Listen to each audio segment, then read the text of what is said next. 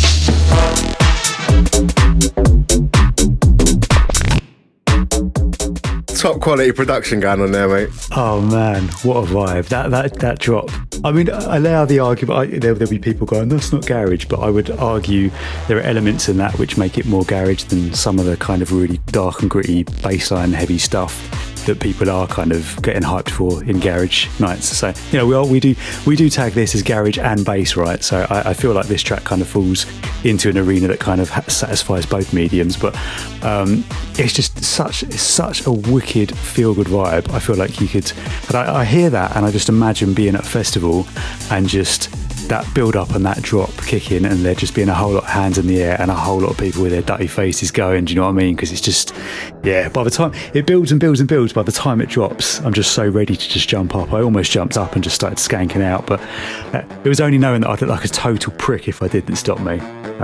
The top marks to Duke Skellington. So it's taken from a 3-track EP on Ragtime. Ragtime are smashing it at the minute, because I think, if I'm not mistaken, you raised a Cat Jan tune a few months ago that we discussed, and I think that was out on Ragtime as well, wasn't it? Yeah. It's this whole kind of, I mean, swing bass isn't a new thing, but it's definitely like an emerging thing that's really kind of getting some legs. I feel in more recent times, and I feel Ragtime are killing it with these releases, and this is a prime example of it. It's a 3-track EP. Every track on there's banging. This one was just my pick of the bunch because it just makes me so fucking goddamn happy that I just felt it was worth shouting about. And top marks Ragtime, top marks Duke Skellington. There's a lot. There's definitely like so much going on in that track, as it's kind of like there's even the build up. I swear I could hear like a sly little oboe in there, like just getting a little punch. You know, there's all like these crazy little swing elements they've put in, and I love just the switches, the creativeness, the bass sound. It's got like a nice warm bass sound, but then it's got that dirty newer bass sound. It's a bit of a weird kind of mashup of probably like 2080 sounding garage with the new like I don't know what you'd call that, the dubstep inspired dirt. Yeah, the gritty kind of techier kind of bass. I think because it's got those elements, that's part of the reason it ticks a whole lot of boxes. You know, I mean, for start, like you get that kind of that brass heavy kind of swing vibe. You put it in the context of a kind of an urban dance track, it's going to kind of make you smile because it's kind of out of context almost, isn't it? And then you layer it up, like you say, with those kind of intricate, those layers in it. It's just belting. Sorry, I jumped in. No, it's fine, mate. I've gushed enough. This is a discussion. This is not a dictatorship. The build-up's quite long. It did go on a bit. I'm not going to lie. I was hoping it was going to drop a bit quicker than that. But you know, in a rave, that may just build anticipation. I was going to say, is that a criticism of the track though, or is that just our short attention spans that we routinely display in 2022? Because you're kind of, like we talked about before, right, with track lengths. I think we touched it last month, didn't we? You've kind of become accustomed to listening to these tracks that drop within 15 or 30 seconds because that's how a lot of tracks are designed, isn't it? Specifically for that streaming market. And they're actually, like, you talk about that track being really drawn out, but it's not at all when you compare it to the old Speed Garage. Like some of those Speed Garage tracks would go on for 2.5 minutes before they actually dropped, wouldn't they? And I think, like you say, in a club or festival setting, that build makes it a lot of fun to mix with for the DJ and a lot of fun for the crowd to get hyped. And, you know, like I said a minute ago, like by the time it does drop, you're so amped up and ready for it because of all those layers that you mentioned and the way it builds. That it almost wouldn't work as well, would it, if it was just a 15 seconds of Bosch, you go kind of thing. You may be right, mate. You may be right. Not that I mean to shut you down. No, you're not shutting me down, mate. It's just opinions and opinions. That's all it is. Say, not a dictatorship. And this wasn't even my favourite of the EP. If we're going to be shutting one another down on radio, I played the one with Hype Man Sage on the second track on the EP. I preferred that one, and it was so weird because you was like, "Oh, look at this EP," and I was like, "Oh, have you heard this other swing and bass tune?" And I sent you the Mr. Sandman remix. Then I realised after it's the same dude on the Sandman remix as it is on this EP. I didn't even realise it was the same guy. Hype Man Sage bringing the Hype Man vibes, and it's just I'd say a top EP, swing and bass. Got to big up DJ Halo because his Mr. Trick thing and all of the stuff that he's doing in that scene. He's been kind of doing that mashup of the 50s and modern vibes for a good while now, and he's driving it forward. Big up Halo. Definitely. It's wicked, yeah. Top marks for Halo. And you might see me getting involved. Hey. That's what I'm saying. Tease.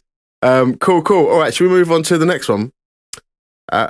So this has only dropped onto the radar I only heard it today, straight up. And instantly it's gone in my favourites because it's one of my favourite garage producers of the time. The Bristol Bad Gal, Opadan, is bringing one in with Dread MC, and this one is called Tiger.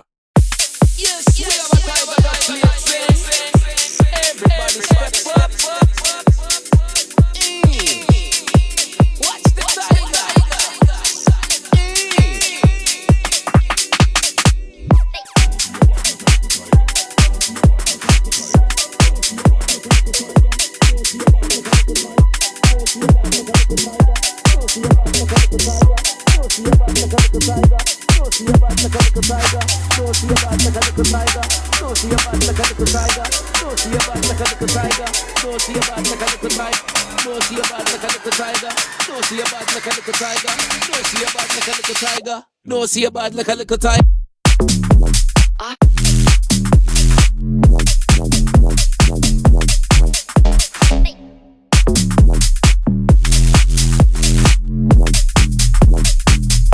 No, see a bad like a little tiger.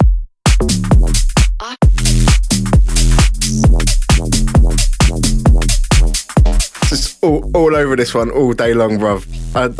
I love the way she chops things before they finish. Like it's one of her signature things, right? You don't even need to hear the rest of it, and she does that with the MC as well. So he's like halfway through saying something.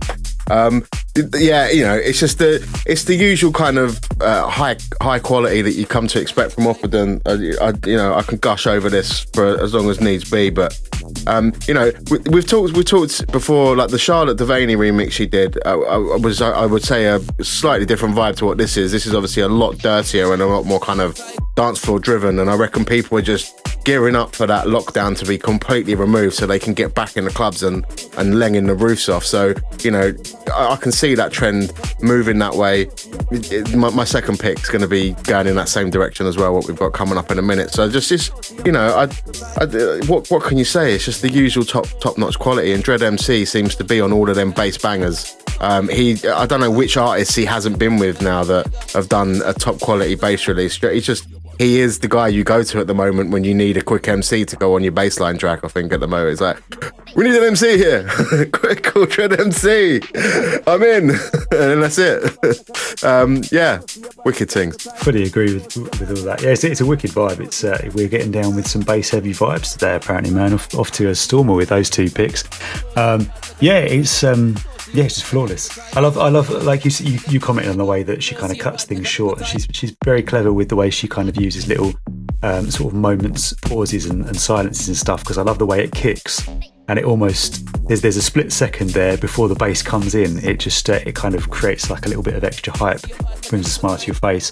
Oppadan without fail smashes it every time, and I think you hit the nail on the head there when you mentioned the Sharp Vaney remix as well, because it's same artist, but you almost wouldn't recognise that it was the same person doing that unless somebody told you that the same producer had put those two tracks together, because it's such a different vibe, and yet it's still so high caliber. Your favourite phrase, as we've established, it's so high caliber. I tell you what was interesting to me about it was that she's chosen to self-release that, because I heard it without looking at the artwork. I think it popped up on my release radar when I was in the car. So I heard it without any preconception of who it was. It just kind of came on, and as I was driving I was like, that's a bit gritty, and then it looked Oppadan, that makes sense.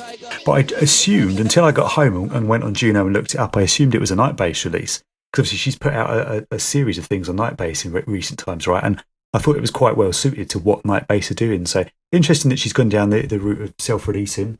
I wouldn't like to speculate about why that is, but I would imagine any number of labels would have been happy to get behind that one, because it's definitely got... It could be the tides. Could be the tide shifting, right? People self-releasing.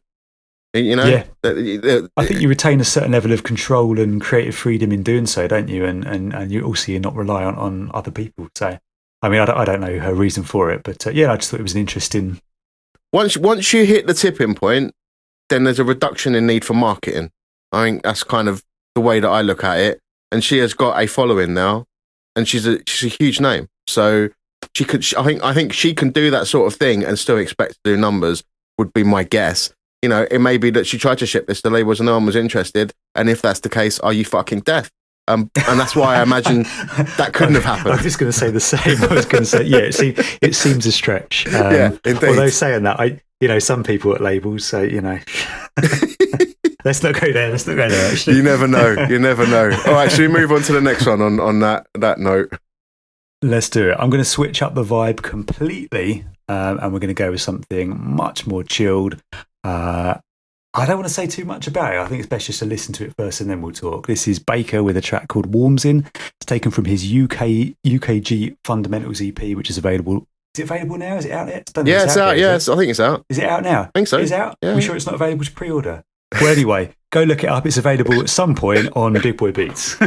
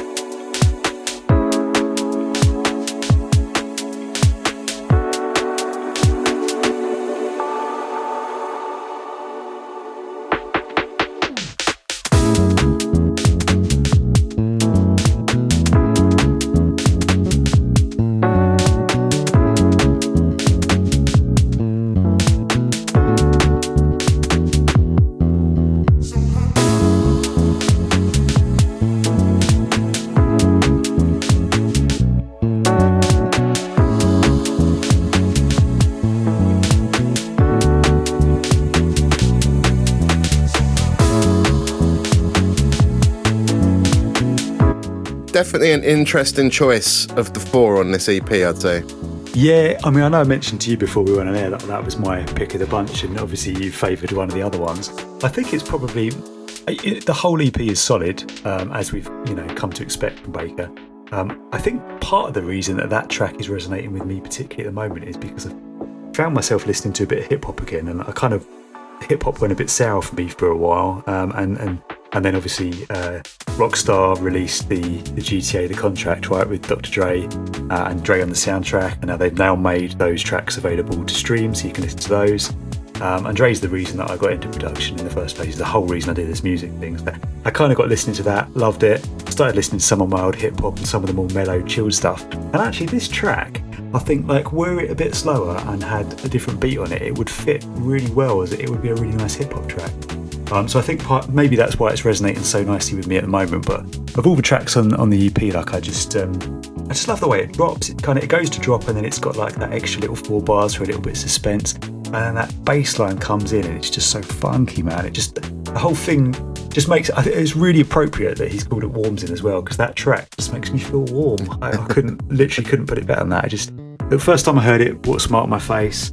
And it still makes me smile now. I've just checked, by the way, while we were listening to it, because I had to clarify whether or not it is out. It is out on the 28th of February, so if you're listening before the 28th of Feb, you're going to need to check back later in the week. If you're listening after 28th of Feb, you can go cop it. Right, okay. Just to clarify for anyone who's wondering.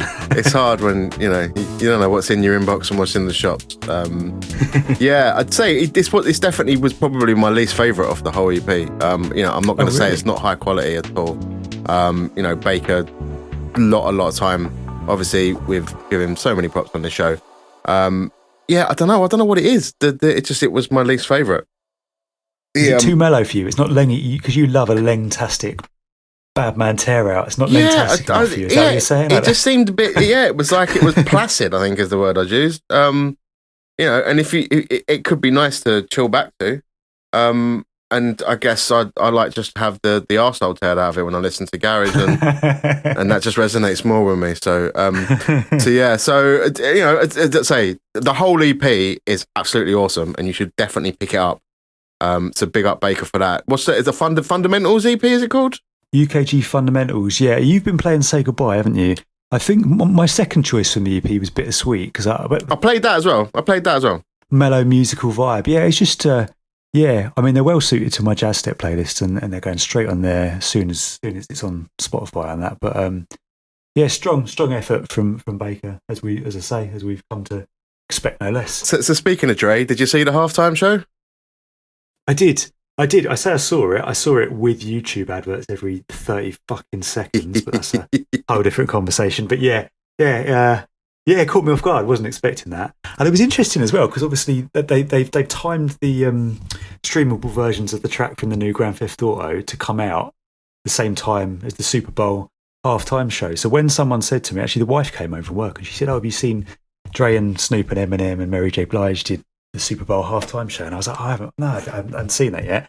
And she said, "Oh yeah, you should give it a watch, you'll enjoy it." And I watched it expecting it to be those recent tunes. Oh, really? But obviously it's not. It's all of the classics, isn't it? But like, what a well-constructed show, man. That was some budget they had to work with there, wasn't it? I did laugh with 50 Cent hanging down from the rafters, and he's obviously trying to rap and struggling a bit because he's fucking upside down, all the blood's rushing to his head. Oh, I was impressed he got as far as he did. He's got to be out of practice, hasn't he? Interesting fact, no one ever gets paid for a Super Bowl halftime show. I don't know if you ever knew Really? that no artist ever that. gets paid. They only ever pay for the production, but no one gets paid to perform there. And that is Wow. ridiculous to me because they make so much fucking money off the adverts in between it. Yeah. That it's a yeah, for liberty. sure. Like, talk about artists and how much they get screwed over.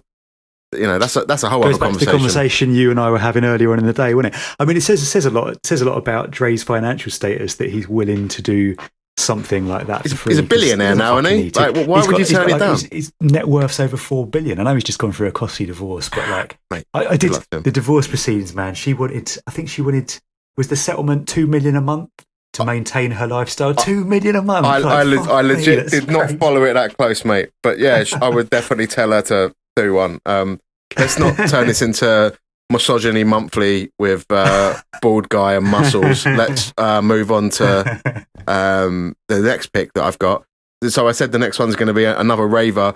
I didn't want to talk about this one because we give this guy so much airtime as it is. We named him Artist of the Year. Spoiler alert if you haven't watched the Xmas special yet. This song's been stuck in my head like all week, so how can I not talk about it? It's out now on Nightbrace, MPH, Screamer.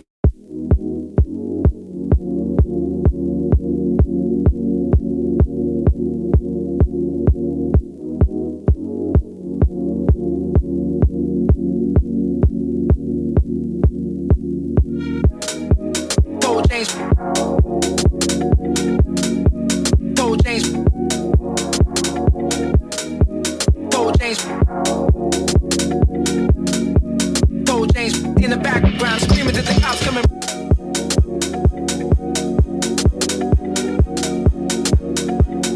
Gold chains.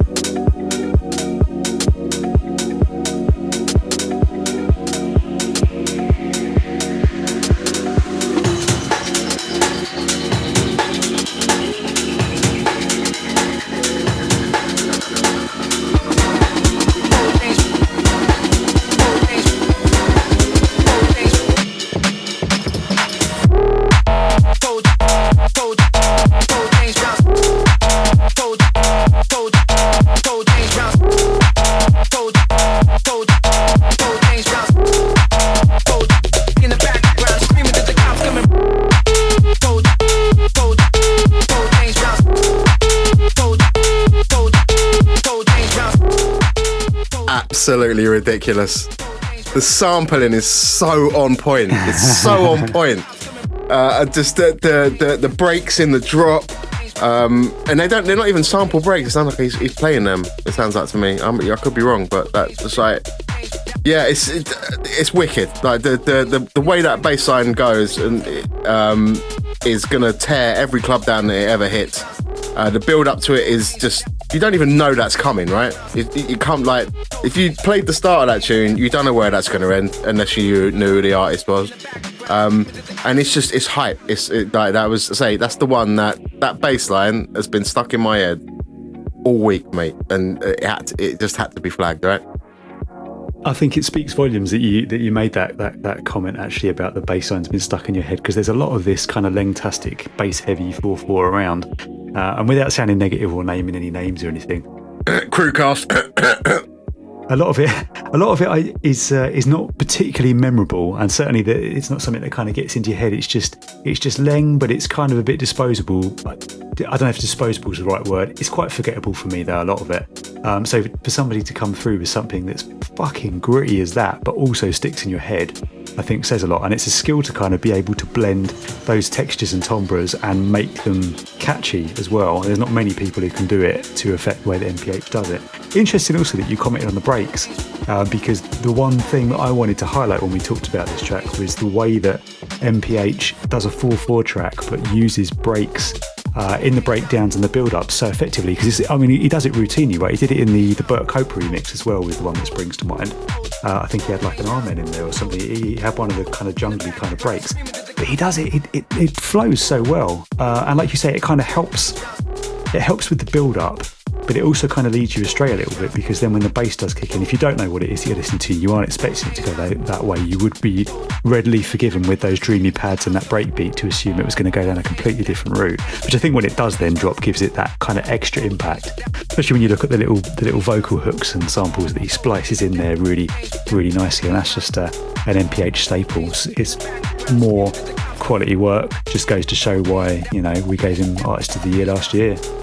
Got to start taking note for this year, mate, right? You don't know what's going to happen in December. Oh, mate, I'll tell you now, I'm going to jot that one down for the bass tear out of the year. That's definitely in contention straight away, isn't it? Or what was it you wanted to rename it? The Brown Door Award? The Brown Door Award. That's it. Yeah, that's exactly it. The Brown Door Award. But yeah, I say we have given him so much airtime, but it's difficult not to.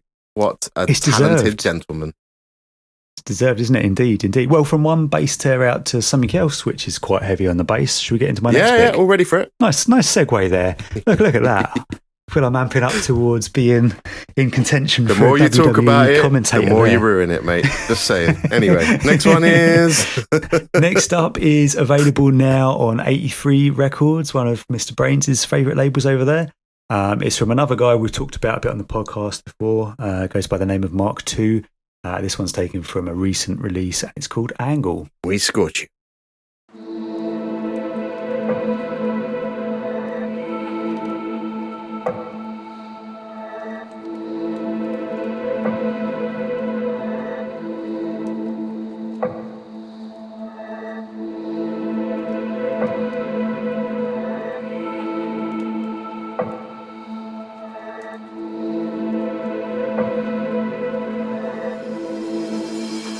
Every angle's being covered.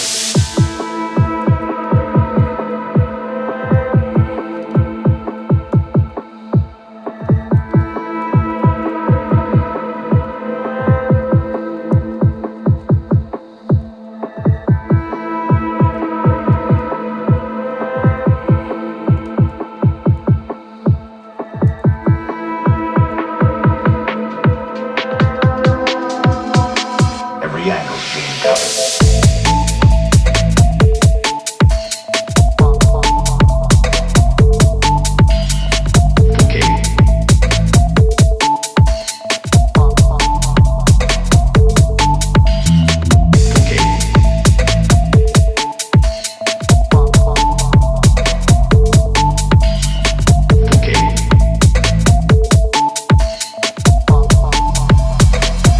angle's being covered.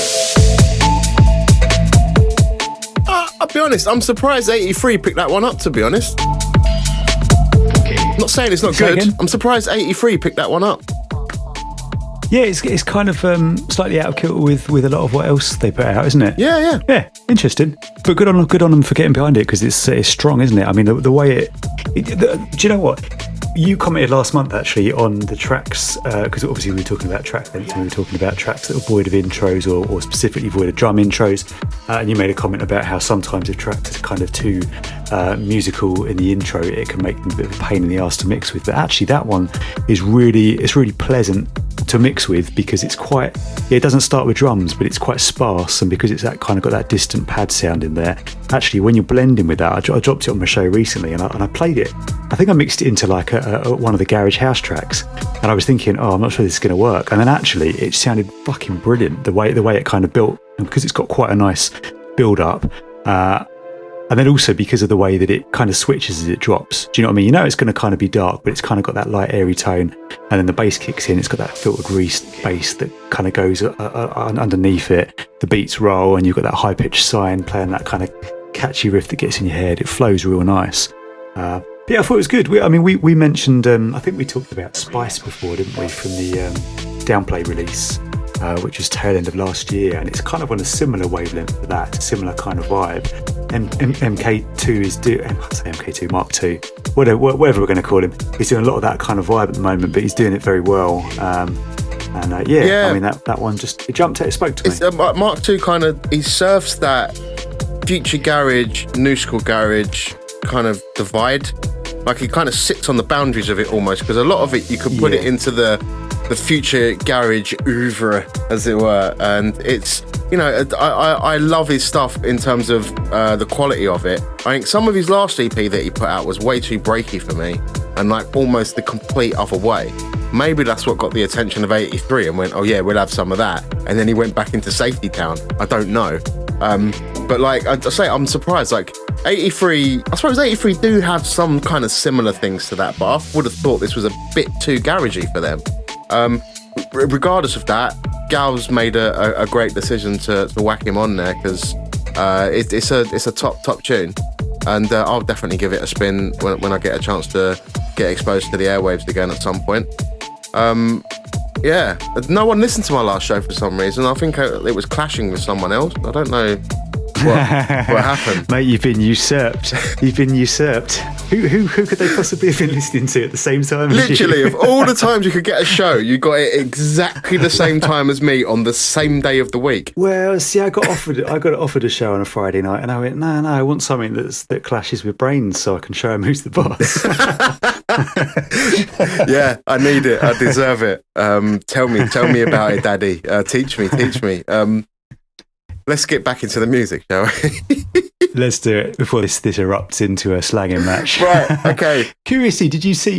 Actually, talking about scheduling, did you see Impact is no longer on the Saturday? One less clash. Yeah, I see. One less. I assume they saw me popping up on the radar and went, "Fuck, I'm gonna have to move him, otherwise no one's gonna listen to him." I saw Marvel's saying, "Oh man, I miss Impact on a Saturday." I was like, "Oh, that means you never listen to me. You only listen to Impact." Big up Marvel. It wouldn't be a Saturday. It wouldn't be a Saturday afternoon without an influx and unnecessary number of garage shows to listen to, would it? Let's put it like that. That's it, because we're all working full-time jobs to pay the bills. Anyway, yeah, we're all old. Got to do it in the daytime. Can't be up too late. Got to be in bed with me Horlicks. Anyway, so let's music. Motherfucking garage. Right, I say motherfucking garage music. This next one, right? I'm going to give you very little context. I'm going to tell you the title, and then once we've listened to it, I want you to tell me where you think it's from and who it is. All right. This tune's called Lunar Rave. All right. Let's go for it.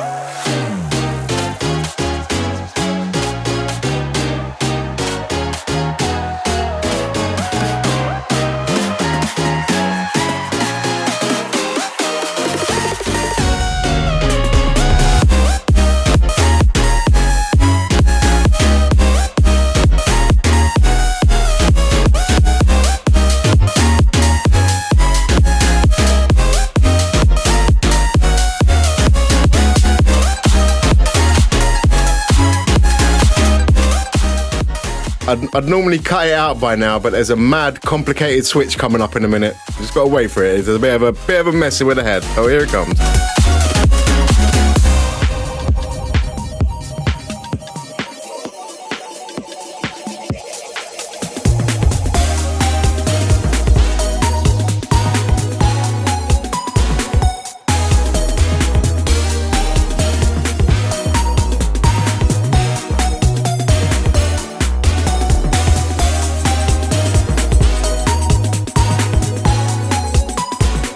Right, let's talk about it, Robert. Let's use your musical expertise. Where is that one from?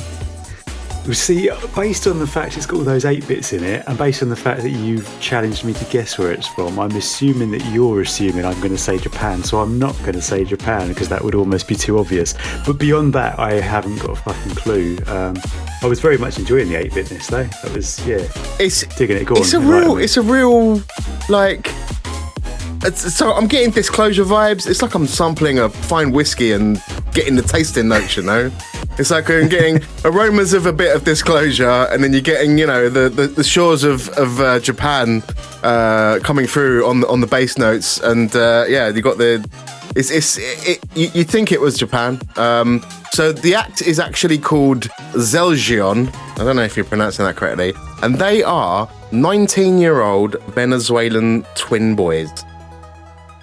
Oh, there you go. They look like they were born in front of Instagram and then grew up to just look like people that belong on Instagram forever. It's like literally they have like blue eyes with the hair and the lips, and they make fucking music like that apparently. Either that or they've paid someone. But honestly, it's like I love the fact that it was a new young artist that I've never heard of, artists with that kind of weird mashup vibe that kind of just fit into my sound just about, and I kind of enjoyed how wonky it was.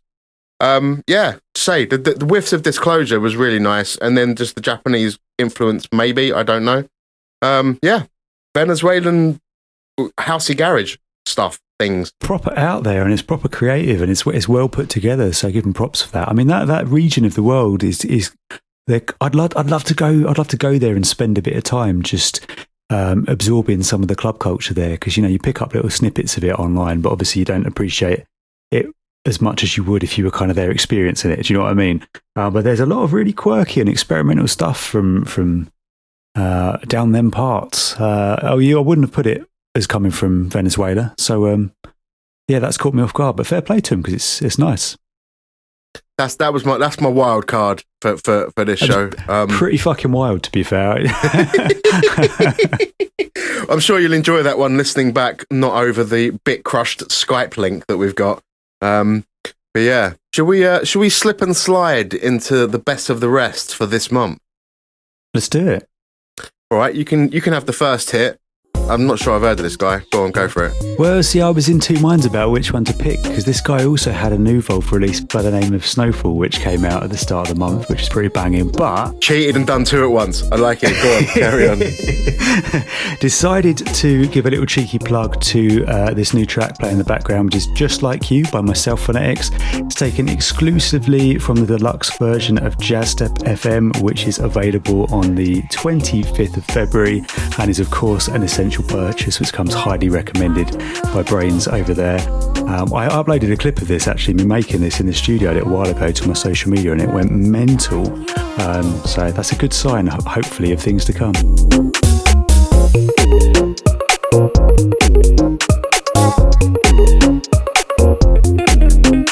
At the end of this, I'm going to tell you a story about that tune when we get to the end of this. My first pick is by a gang of people. So it's off of an album out now on Divided Souls. Wax Motif has released an album of garagey house bangers. This one, the pick off of there, is with Wax Motif and Phlegmatic Dogs. Love them. And this tune is called Need You.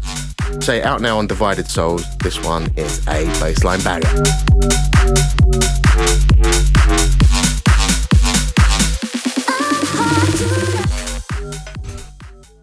Up next on my list, I have got a self-released track called Acceptance from Poolside Convo.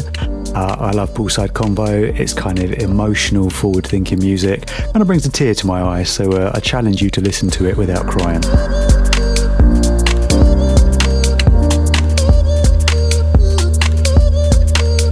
Wicked summary. That was meant as a compliment, by the way. I was aware after I said I challenge you to listen to it without crying, made it sound like I was saying it was shit or something. It's not. It's fucking brilliant, but it's just... It was just tugs nice. on the heartstrings. Right, so next one. Right, got a good big up. I'm glad we get to talk about this guy eventually. Majors, Mr. Andre Majors. He has just put one out called a cheeky little bootleg called Let It Go. Out now on From the End. Reminds me of a guy that used to do future garage tunes called Totte. Just going to throw that out there. But I really like it. Check this one out. Holding me, 'cause I'll be holding me, loving me. Next up, I've got a collaboration between he's one half of the Garage House Orchestra, Ayesh. I think I'm saying that right. I don't know, because it's capitalised. I don't know whether it's initials or if I just say Ayesh. I'm pretty sure it's Ayesh. Ayesh and Lifford, who you may recognise from that classic Artful Dodger track, with a tune called Anything You Want. It's available on Lush Records, and it's just a nice blend of vibes. It's like soulful, wicked vocal, nice keys, kind of skippy beats and heavy bass lines. It's just a nice little blend that really appealed to me.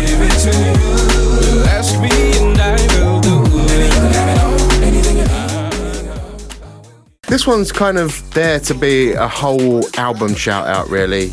South Point put out South Point Presents. From Volume 9, I'm going to look at Vital Techniques, who have dropped Ride or Die. Just a wicked bit of 8-bar bass savagery. Vital Techniques, quality gang. Yeah, check this one out, man. Love it.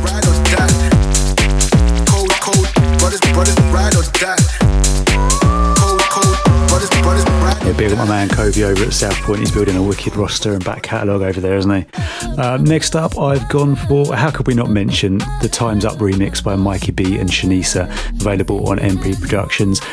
Mikey B is a fucking bad man. Shanisa apparently is a wicked vocalist, and this track epitomises both of those two things. So if you haven't, go check it out now. We had something good, could have been your last, 'cause I go running to give. Absolutely love that one.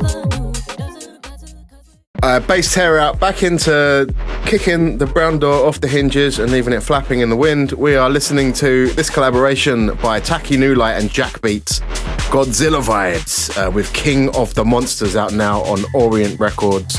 Lenging your face off like a gurner in a northern rave. Check this out.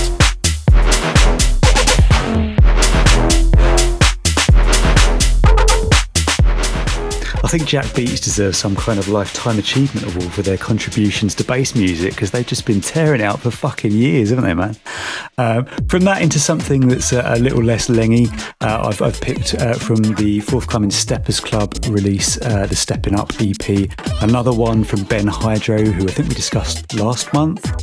This time he's gone with a two-step vibe, proper skippy, super high quality production, very catchy, and I love the bounce in it. Go check it out if you haven't heard it yet.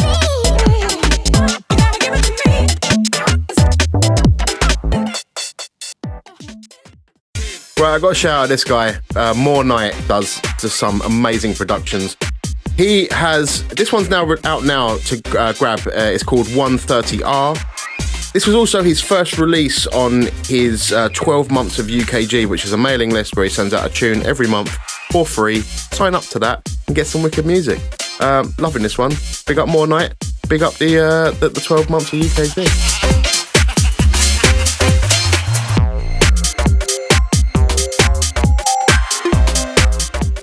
Curious that. I wonder if he's taken inspiration from Garage Shed's 12 days of UKG at Christmas, but he's just decided to string it out for a month. Who doesn't love a freebie though? Good on him.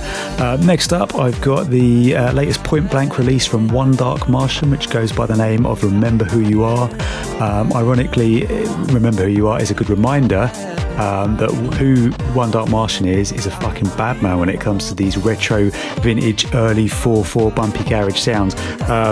But there's nobody who could do this as well as ODM, maybe with the slight exception of Todd. It's very much on that Todd tip, but it's just a wicked, slick production, and I love it.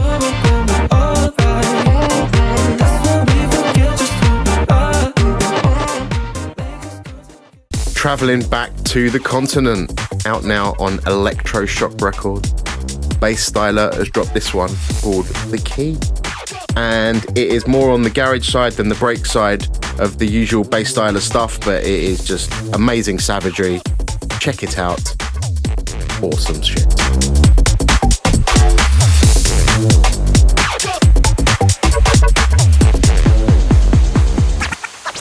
Bass Style is another one. I mean, flawless. I'm so glad you mentioned that because I had it shortlisted, but it didn't make it into my top 10. So well done you for picking it up.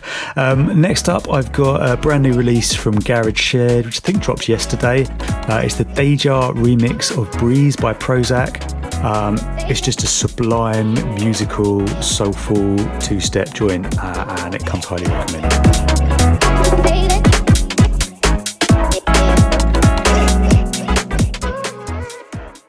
Right, we're ending with some solid cheese.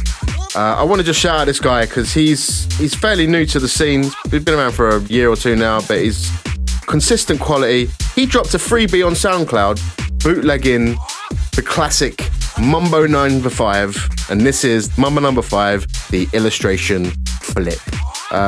Just, you know, one of them fun remixes to get people moving, because they go, oh, I know this one, and yeah, it gets your feet moving. Pick up the illustration.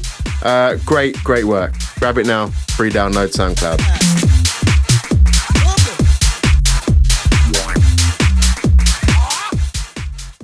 And on that note, mate, I know the question on everyone's lips is, whatever happened to Lou Bega?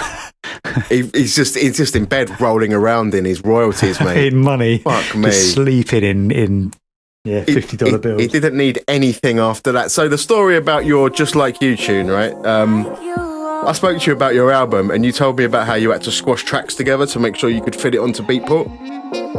So because I realised that tune was the last tune on the album, I then got worried that the back half of the tune was going to be like a skit that had been bundled onto the end of it.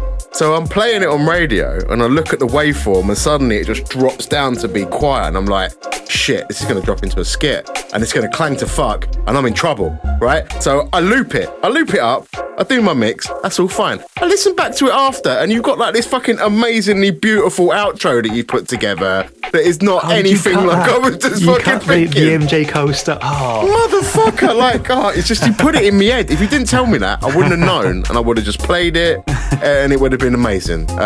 So yeah. So just for the benefit of anyone who's listening wondering what BrainZ is going on about, I discovered the hard way that when you put out an album that's of a certain amount of tracks, and I think it's like 15 or more tracks, it automatically gets assigned a certain price tag on Beatport. And there's no way to amend that. You can put in a request for them to change it, but they don't often do it. And actually, when Jazzstep FM ended up on Beatport, I think it's still on there listed at like 17 quid or something, which is just fucking ludicrous because I would never ask anybody to pay 17 quid for an album. It's just too much. But what I did when I was doing the deluxe version, I took the interludes and I bundled them onto the ends of the preceding tracks. So that would cut the track listing down from what would have been 18 tracks to 14 tracks, which means it's now listed on Beatport at $8.99, which I feel is a whole lot more of a reasonable price to expect someone to pay for an album. Obviously, in doing so, BrainZ had assumed that the outro, for which he has famously voiced disdain for Phonetix, was on the end of that track, but it's actually not. It's on the end of the preceding track, which has got the tea towel, and that track actually, I put a lot of work into a nice musical outro, which I'm glad you shat all over on your show, BrainZ. Thanks for that. Yeah, I did it on purpose completely, mate. I just thought, fuck this. Just need beats. Don't need none of this musical shit. So, on that note, should we time travel? Because I can see we step back always into our favourite era, the forgotten years for newcomers, around 2003 to maybe 2009, 2010, if you're pushing it. You wanted to talk about two gentlemen that I'm very fond of, I spent time with in the past, and have obviously contributed so much to the forgotten years. Yeah, I mean, I hope we haven't caused offence to them, really, because it just dawned on me that we've been doing this podcast a year now, talking about the lost years, and we're yet to talk about Control S. So I went through the Control S folder on my computer, had a listen back. They did a lot of tunes. This one, I think probably more for nostalgic reasons, that it brings back good memories for me more than anything else. It's not necessarily the highest caliber thing they did. I think in the sort of following years after it, actually kind of leveled up and did some stuff which arguably from a production perspective is better. This one though really sits right with me, brings back a lot of memories. It's the Control S remix of How Could You by Mario. It's available, check in, say 2007.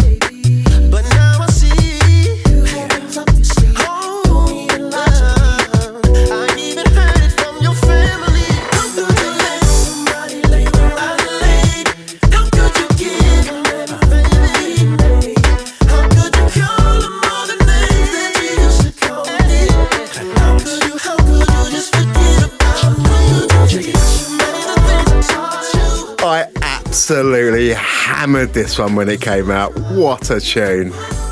It's a wicked tune. I think it's a shame to cut it off where we did there actually and start talking over it, because I think probably my favourite bit about it is the little breakdown at the end and then it goes into the 4/4 switch. You know I love me a 4/4 switch and a two-step. Indeed. We've only got so long on this podcast though, mate. This tune's like 6 minutes long. It's from that era. They didn't know.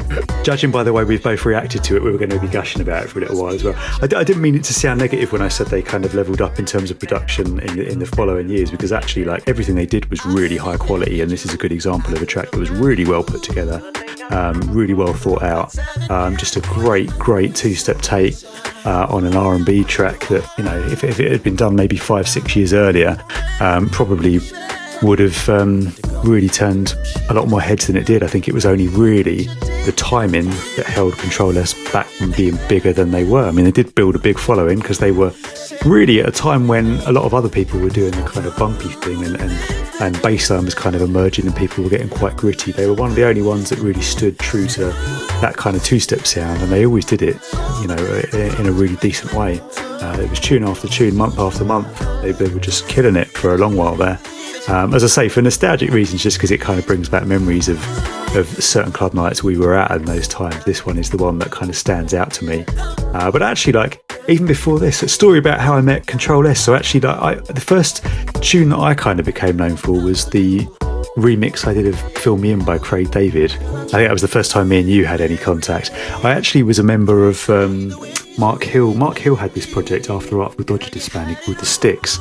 Highly recommend going and checking out the Sticks album if you've never done it. There's no garage on there, but it's just wicked fucking musical stuff with some really talented writers. It brought through a lot of the names that kind of went on to big things in the following years, like Corinne Bailey Ray. That's kind of how she started. And I was a member of the forum on there, and I posted up my Craig David remix, and I did it really being cheeky to kind of try and get Mark's attention. And actually got a DM from a guy called Martin Roberts, bigging up the remix, saying this is sick, and I've been making some garage with one of my mates, and we got chatting, and we were a similar kind of age, obviously had similar musical taste, and I got quite friendly with Martin. He later introduced me to this guy, Lee Tyler, and Lee played me some of his tunes, and actually, unbeknownst to me, I was well aware of Lee's music, you know, long before I ever met either of them, because EZ had been wrecking. I think Lee did a 112 remix. I think he'd done another Mario remix as well. He'd done a few bits that had kind of been bubbling away, and like EZ had been spinning on Kiss. And really, like, even looking back on those, they were kind of, the year was probably 2004. They were really decent productions that stood out at that time, far above a lot of stuff which was getting a lot more credit than those productions were. I think because Lee wasn't obviously aligned with a label at the time and was obviously just kind of doing his thing. But yeah, from the get-go, the two of them obviously always had that kind of musical potential to go on and do really good things, and then you put them together and they obviously gelled and were good mates. There was obviously a chemistry there for them as people, and obviously it translated into the studio, and they did some really great things, and this track's a great example of it. And I think they've both gone on to do great things, you know, as Control S in their follow-up project. I think it was called Alias, right, if I'm not mistaken. Yeah. It wasn't spelled Alias, it was Aelius. Yep. And the stuff they did as Alias was wicked also. And they've obviously both gone off, and I think they still work together, but they're obviously doing independent things as well. And I know Lee does a lot of engineering and goes to production for other people, which is also exceptional. He also does the Kingdom 93 project as well, and all of those tracks are banging. Wicked. So I feel like Control S was the gateway to the two people there who were a gift to the music industry, and yeah, good luck to them top fellas as well. Yeah, I'll stop gushing now because I'm just rambling over here. But yeah, I mean, it's a shame because I think they obviously, I'm not going to say peak, but they started to mature and real find their sound within a genre that was obviously slowly starting to go downhill. Like, we got to remember, they're called the Forgotten Years for a reason. You know, like 2003 when everything started to split, dubstep came out, grime went in and became its own kind of large thing, and then garage was kind of just sitting there just with the nerds in the background listening to it.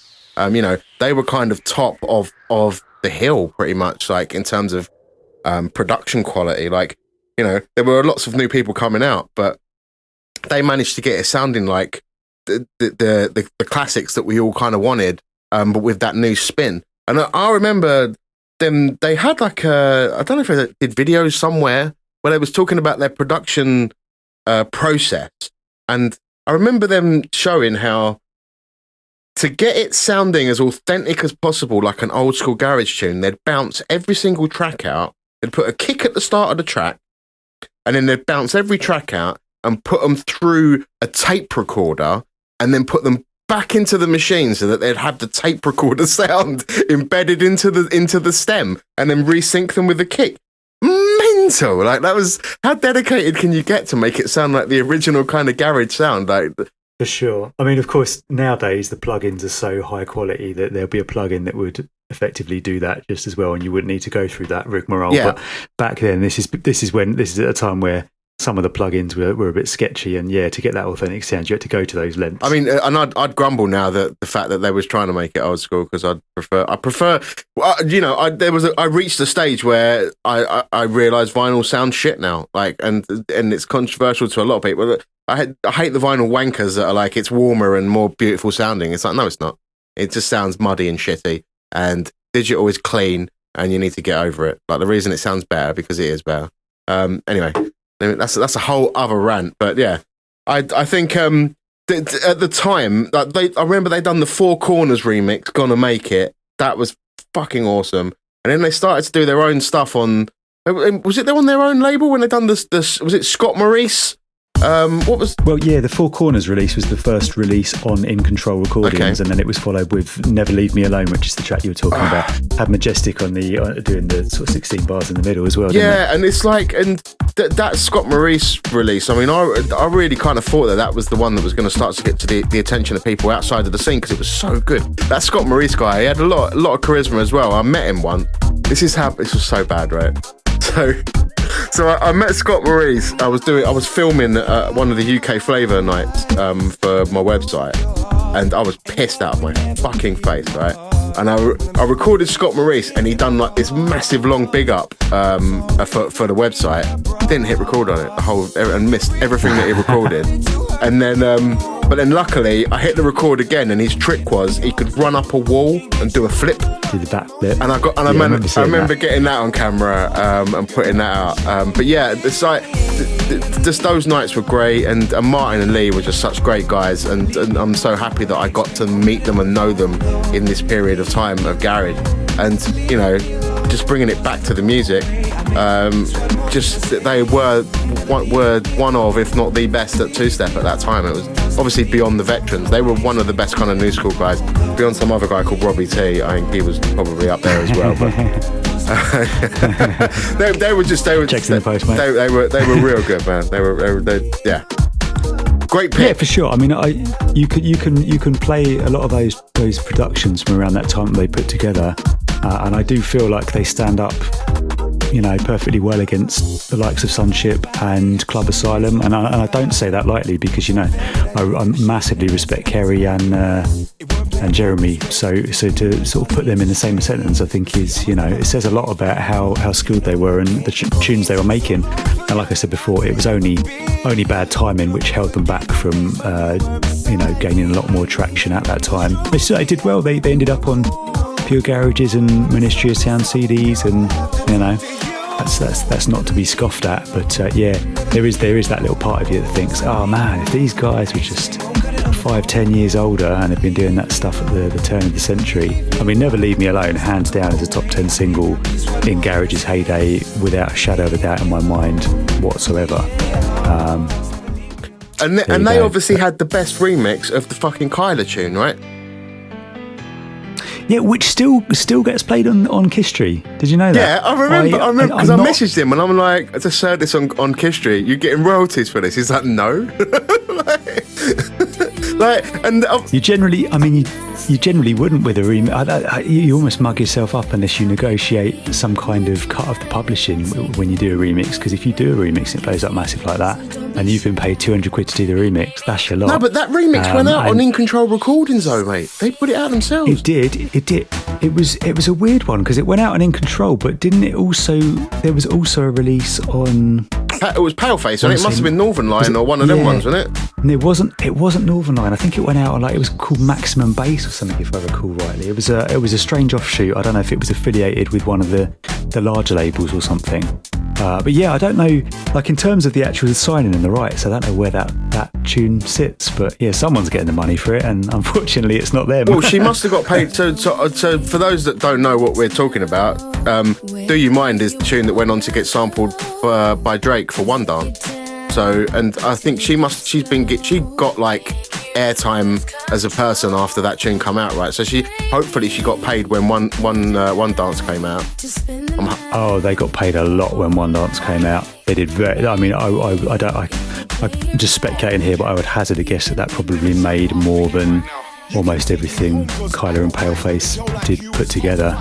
Did very well from that tune. But I know that Martin and Lee had to massively like retune that fucking acapella, because it was like the way that it sounds on their remix it sounds a lot better than it does on any other version. Well, maybe with Drake's one is accepted, but you can hear that I swear they retuned it a bit so it sounded like she was singing like a bit better. They possibly have.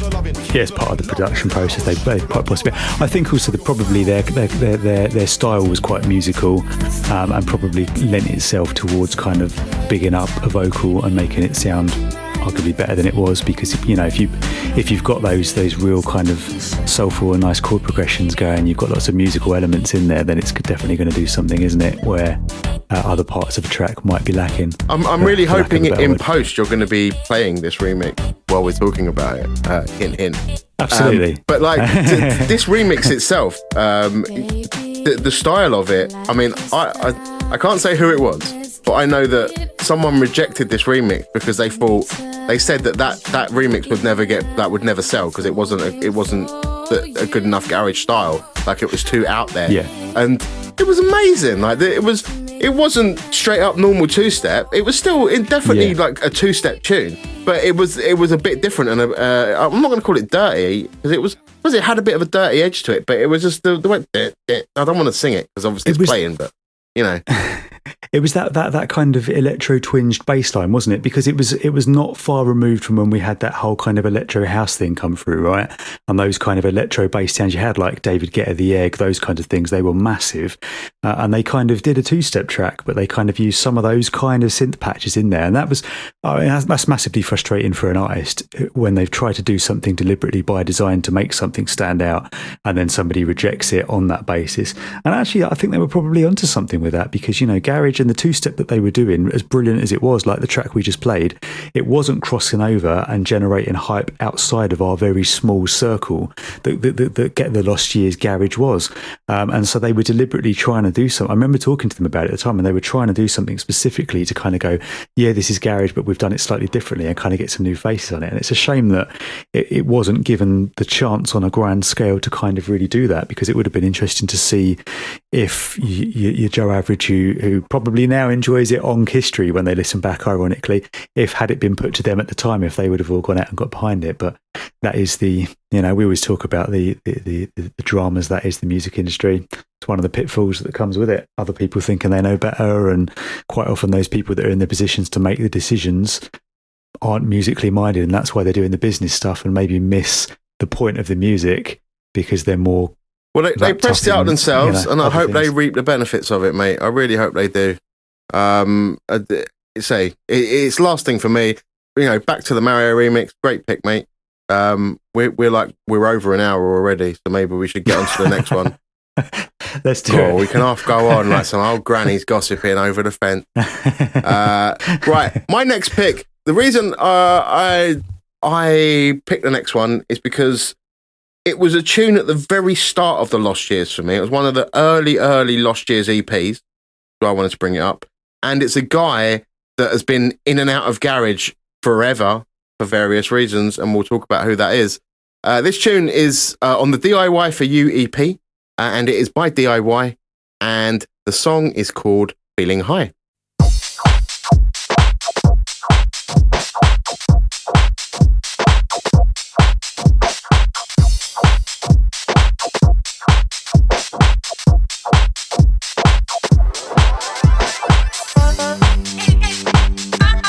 Feeling high.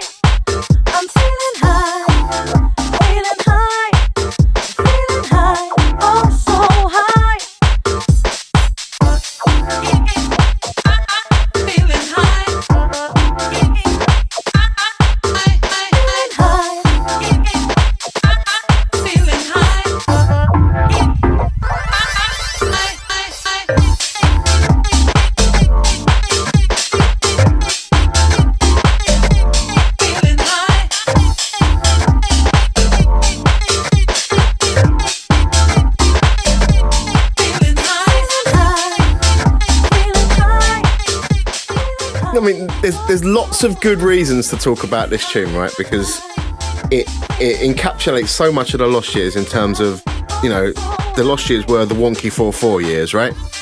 And it, you know, it weren't the best tune at the time. It had a vibe to it, but it was that kind of that beginning of the introduction of Wonky 4/4. I think this is one of the kind of seminal EPs of the time that kind of came out that started that movement. For those that don't know, DIY was Kyle Brown of you know, Tough Jam. So this is Carl Tough Enough Brown's new. Well, I mean, he was called DIY when they were still doing Tough Jam stuff, right? And that's kind of been his solo project. But then when kind of the lost years started, he released this DIY for You EP, very much kind of in his style. And yeah, the nerds were kind of loving it. It was going off on Uptown about this EP when it came out, and Feeling High was the standout from the DIY for You EP. And I think it's just good to talk about how Carl Brown has like surfed garage over the years. You know, he had the kind of what is it? Is it the Too Tough for You record label that he set up? He has Groove School, where he was bringing in kind of new producers that he was then helping to make tunes and executively produce their tunes, and then it became kind of Groove School tunes that were executively produced by Carl Brown.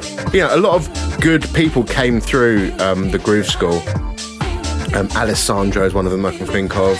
Yeah, Alessandro's a standout for sure. Yeah, Solution's tune Excited is probably his biggest tune of all time, went out on that label, and that is an absolute anthem. I think it played a big part of the lost years, just the Too Tough for You experience. There was the whole thing with the Beautiful EP. Do you remember that whole experience where he released the exclusive pressings of it, where there was only so many, and then you could never get it again, and you had to pay like 50 quid a pop for it or something? Cleverly done. Well, cleverly done. He done all that, and then he put it out for like a free download like 10 years later or something like that, and it's like, well, I'll pay 50 quid for this, and then you put it.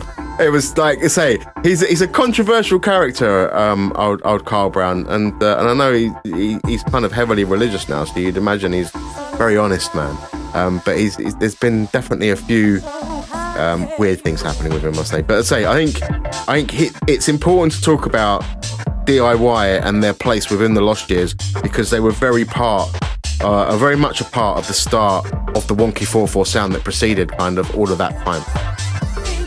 Yeah, I think that's fair point. I mean, the first thing that jumps out at you when you hear the intro for that is how, I was going to say ironic, it's not ironic at all, how tough it is. You immediately, the drums are just so tough, and as you say, tough and bouncy, and slightly wonky, and a lot of what followed probably used tracks like that as a blueprint for sure. It's a nice vibe, man. It's made me smile, just kind of reflecting on those times. I miss that era. I don't want to sound too nostalgic or sad about it. I know we always say it, but it was good times. And I remember all of the DIY stuff, all of the Too Tough for You stuff.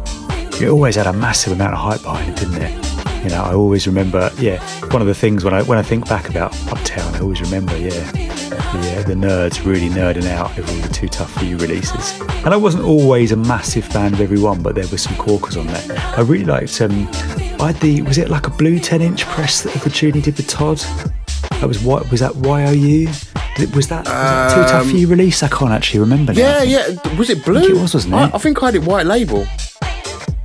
But that was one of the hype ones, because it was Todd and Carl were Fully Loaded, right? That was their alias. That's it. Yes, that's right. So the Fully Loaded tune that everyone wanted was the Kelly LaRock one.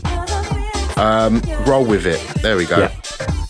Everyone wanted that tune because it was just, and it wasn't because it was the best tune ever. It was all right, but it was because it was unobtainable. It was one of them tunes, and that was, I think that tune was the tune that made me realise how much of a nerd Duncan Powell is. Duncan, absolutely love you. I remember reading your breakdown of all of the different versions of Roll With It that you'd ever heard, and the different verse changes that they'd made across the different versions that they'd released. Like, that is some top nerd shit. Like, you're taking some notes, bruv.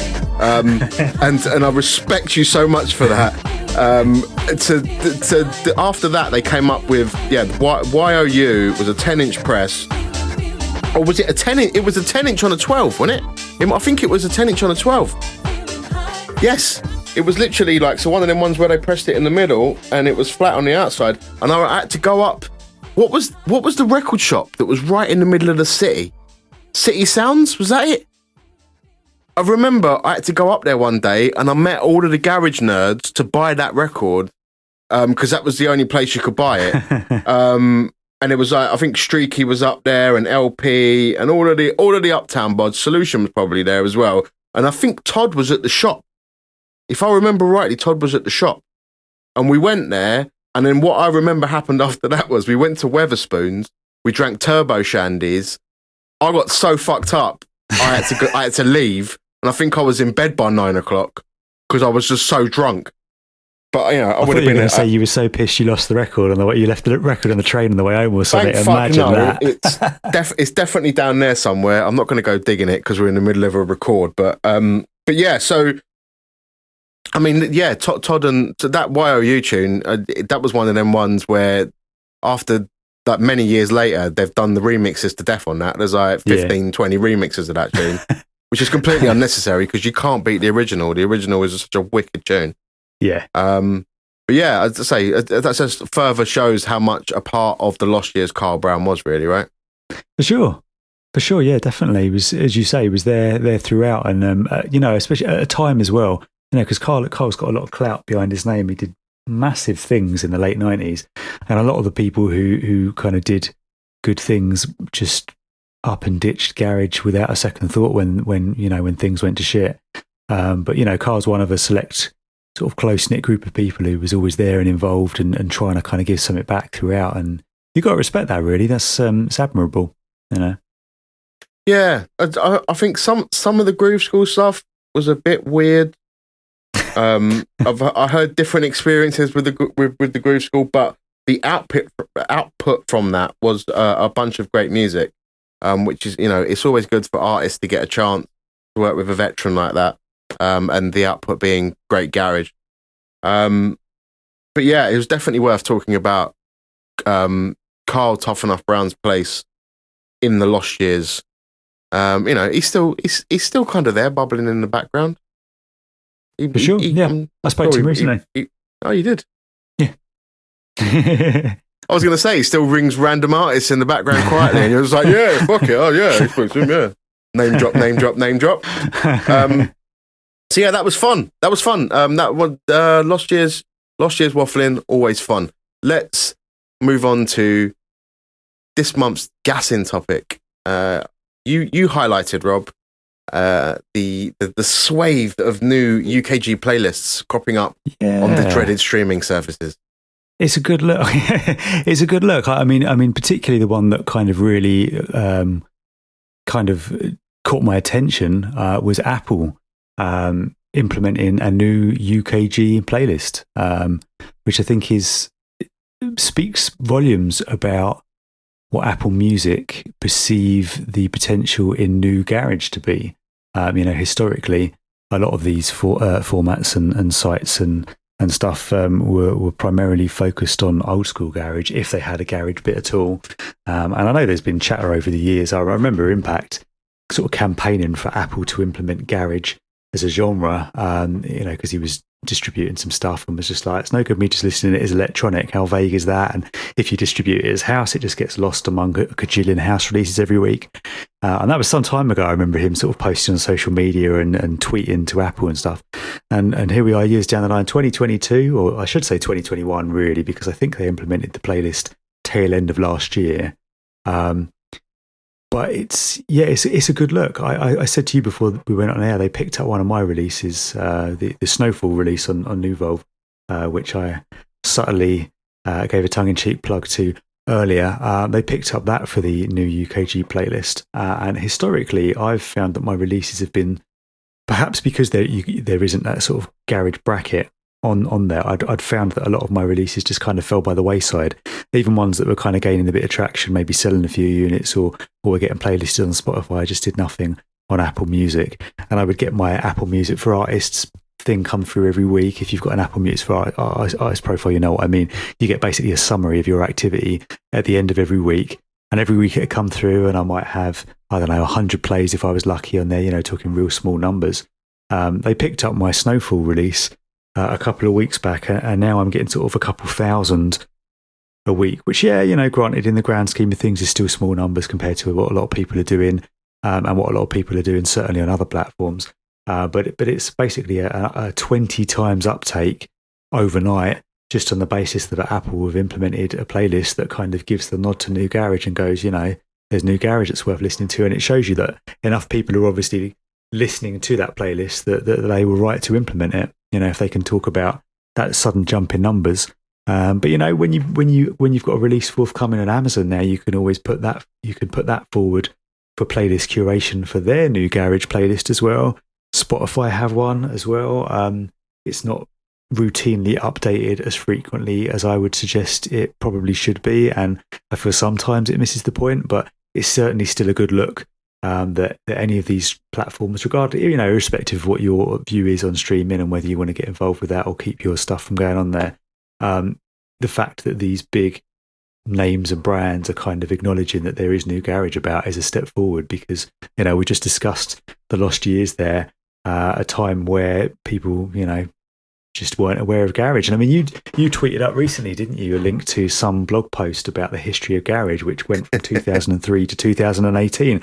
It's a perfect summary of what, you know, you and I and myself, especially as an artist who's been churning away and trying to get tunes out there for the better part of 2 decades now, has been experiencing for that whole time, with people, you know, will routinely turn around and the first thing they have to say about Garage is, yeah, but the old Garage is better, innit? Oh, I prefer the old Garage. Oh, this new stuff's rubbish. And those people weren't even listening to the new stuff and didn't even know that actually half of the people that were making it and making it to the quality they were. But it basically just existed for a small group of a couple of hundred people who were the scene TM at that point in time. So it's nice. It's nice now that there is a bit more of a platform. You know, I mean, we're not talking about daytime radio, are we necessarily? Although I do seem to every time I turn Kiss on these days, and I must give Majestic props because I can only assume that it's his input to a degree. There is some Garage remix of a current track getting played. You know, it's quite a frequent thing now. I don't know. I don't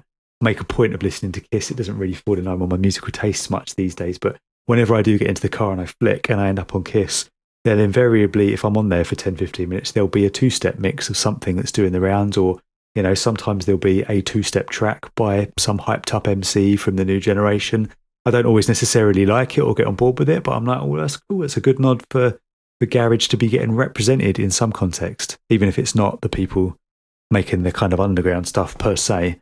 Yeah, and I'm waffling. You're looking rather I don't know whether you just had too much to drink or I'm boring you. You're not boring me at all, mate. There's so much to unpack. Like the 2-step on Kiss, I'm just thinking about the whole the discussion of the gentrification of UK garage and the people making. Yeah, for sure. Because even my missus, right, played a tune in the car the other day by Lost Girl. I can't remember what it was called, but it basically come out last year.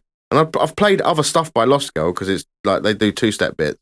And it was some 2-step tune that she'd been listening to on her Apple Music that she'd discovered on there for a while, like since the middle of last year. And I'd never heard it before because it hadn't come up on Juno. And that's where I learned, and I wasn't following her on SoundCloud, so I didn't hear it there. But yeah, there's lots of kind of, those garagey sounding bits definitely out and about in a pop sense, in pockets. But yeah, that article you mentioned as well, just to go back to that, that was hilarious, where it was just like, So Solid crew, smash cut, Conductor exists. It's like, hang on, where's all of this other stuff that happened in between that? Like, there was definitely stuff between So Solid, Conductor. That is not like, you know, good luck to Conductor, mate. The Crown Prince of Garage is the guy that's identified as apparently restarting New School 2-3 years ago. but we were there doing it the whole time. And unfortunately, Rob, no one gave any sort of shit. I'm interested in the Apple thing though. Like, so, Amazon having a UK garage playlist. I'm sure there's 3 people that are really, really excited about that. Apple's playlist is great. Who is it curation though, or is it an algorithm? That's the thing that I want to know. Because if it's an algorithm, it's going to be difficult because there's only going to be a few people driving that. Whereas if it's curation, then that means they've got a garage head somewhere that's controlling that, and I want to know who that is. I assume, so many questions. I assume it must be curation in some sense because, if it was an algorithm, it wouldn't necessarily pick up a brand new release, right? Because you're not talking about pre-saves in the same way you are with Spotify and the way the Spotify algorithm works. But like Snowfall went on there the day it was released, and I've had other tracks that I've released with other labels that have gone onto it on the day they're released. So I'm assuming, therefore, that means that there is somebody in the know. What is interesting to me, what struck me about it, is that it does seem to be, and I think a lot of these things are, heavily orientated around what label you're releasing on. So you might have an absolute banger, but if you're self-releasing it, it seems, certainly from my experience, I don't want to slate anyone, it certainly seems from my experience that unless you're releasing on one of these big labels that's got a lot of clout, you're almost kind of wasting your own time trying to put it out there and thinking you're going to get onto one of those playlists. I bet you that's PR game, mate. I bet you that's PR because Nuvolve, I'm getting emailed from, I think Iron sends them out, doesn't he? It's either Iron Media to Radio, yeah, he does. Yeah. So I'm getting my Nuvolve all the time through them, and Iron's going to be connected to someone that probably works at Apple somewhere.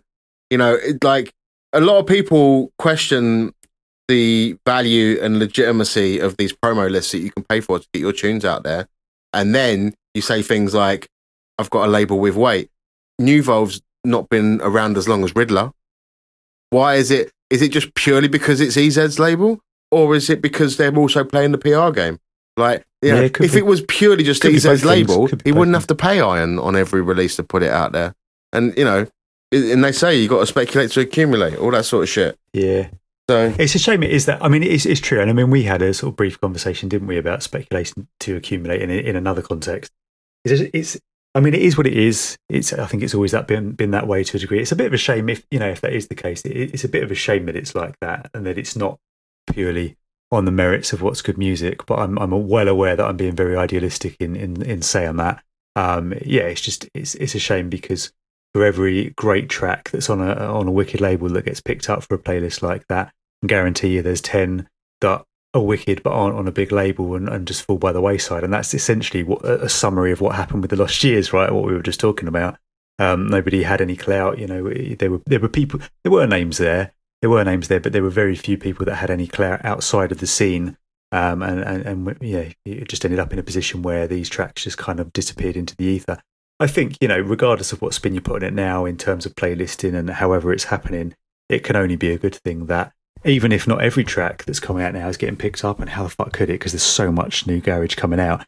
It's good that even a tiny percentage of it is getting picked up for these playlists and pushed to an audience outside of the usual bracket, because that invariably and inevitably will bring in people that will go, oh, I quite like that. I'm going to go looking. Well, one would hope it would bring in people that hear something they like on that and then go looking for similar stuff. And with algorithms being as good as they allegedly are, that should, in theory, apparently mean that they end up chancing across stuff by similar artists like yours truly, like our peers and the people we talk about and plug on the podcast. We just got to wait until Apple release their Jazzstep playlist, mate, and then that's when the big bucks rolling in. I'll start working on them for it. Do you know? I don't know if you saw my post that I put out actually, because obviously he said Nuvolve got behind Snowfall and released that, and he said obviously plays the Nuvolve releases on his Nuvolve music show, funnily enough, and played Snowfall and gave it a lovely little plug and big up EZ, long time support. I got a lot of love and respect for EZ, but I was so over the moon that not only did he play the tune and have some nice things to say about it, but he actually used the phrase Jazzstep when he was talking about it. I think he said something to the effect of, Phonetix is here with some of that lovely Jazzstep and this is a corker, and I was just sat here with a massive boner going, yes, this is it. I feel like if Jazzstep as a term didn't have any legs beforehand, I feel like EZ name dropping it on his show legitimized it in some form. So yeah, it's a good look. Jazzstep boner is now the phrase stuck in my throat, in my head. I think we just came up with the episode name, didn't we? Jazzstep boner. Jazzstep boners. Yeah. Title. Right, fine. All right, mate, you've locked it in. All right, look, let's we're running at 125. So do we talk about Kanye West or do we go into the feedback? I think we can briefly touch on Kanye West because I'm kind of acutely aware that that's not a sort of garage specific discussion, and we can kind of gloss over that and briefly discuss it. I mean, I was amazed. Can you dig it? Because yeah, can you dig it? I mean, obviously we're watching at the moment an artist lose his mind in real time, and that's not why I'm bringing him up. Social media is a beautiful, beautiful thing, and my missus is literally reeling shit off of Instagram of what he's saying, and it's like, oh my god, this guy is literally mental. The thing that interests me was the trending topic. He is at war with all of the streaming platforms. Like him and Scott Diaz, you know, they are just brothers at the moment in terms of just hate Spotify, Apple, Amazon, the lot. They are the devil. His new album, Donda 2, he's going to release exclusively on the most exclusive platform you've never heard of, the Stem Player. Developed by Yeezy Technology, from what I understand, and it's a $200, and I quote, feels like a sex toy, Bluetooth speaker with touch controls on, and literally you can remix sounds on the fly. It's called the Stem Player because you supposedly play these stems through it, and you can touch them to turn up the volume up and down of all of the tracks, and then you can loop them and reverse them, and it all looks very, very cool. And no one wants to do that with their music. I'm sorry. You have to be the most lunatic, stalkerish fan to be that engaged with an artist to want to do that. That aside, it was just interesting to me that Yeezy had found, fuck Spotify, I'm going to make my own music player and release exclusively on that. That is taking the platform wars to a next fucking level. I don't know how you saw the whole thing. It's a fucking bold move. I mean, I don't want to sit here and question Kanye West's business savvy because the geezer's he's a billionaire. He's a billionaire, I think, is he not? No idea. He's obviously made some savvy decisions along the line. Maybe he knows something that we don't. I don't know. It seems a bold move to me. I don't know. Let's see how it plays out. It'd be interesting to see at what point distributors start emailing their artists, offering them the opportunity to get on board with that, and who's going to get on board with it. I'll certainly give it a go. I'll give it a punt if he's going for it. I mean, there will be people, won't there? There will be people that will go for it. That's the thing. We laugh about it. There definitely will be people that will go for it. The question is, how many people are going to go for that? Because £200's a steep price tag purely to support Kanye, but he will have his diehards. I guess it depends really what other artists get on board with it. I mean, Jay-Z and Beyonce effectively tried something similar with Tidal, right?